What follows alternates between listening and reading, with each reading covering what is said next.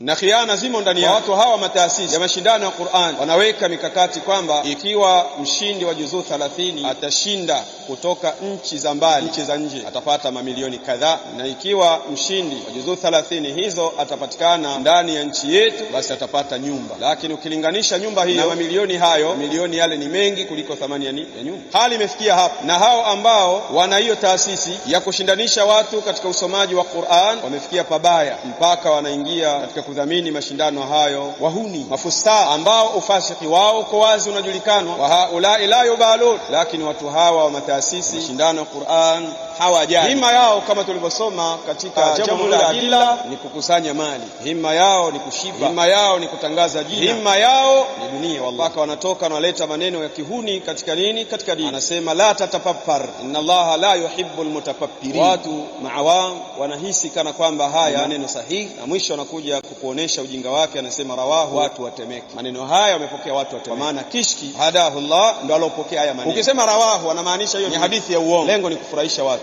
Wa maneno haya ya Muadh radhiyallahu anhu ambaye anaeleza kwamba mbele yenu zitakuja fitanu nyingi, mali zitakuwa nyingi, naam, na itafunguliwa ndani yake Qur'an, hatta ya'khudhahu almu'min walmunafiq warrajul walmar'atu wassaghir walkabir wal'abd walhurr, mtumwa wa kiume na muungwana, wote hawa wataingia katika uhifadhiji wa kitabu cha Allah subhanahu. Lakini watu hawa waliohifadhi Qur'ani, ukiwaangalia muonekano wao tunakujulisha kwamba hawa ni wahuni. Kijana anafaa lakini hafi, wanamuita msahafu unaotembea. Sichana anavaa ile sare kwa ajili ya mashindano, akishatoka kule avai stara tena, wanaita msahafu unaotembea. Wahuni. La haula wala quwwata.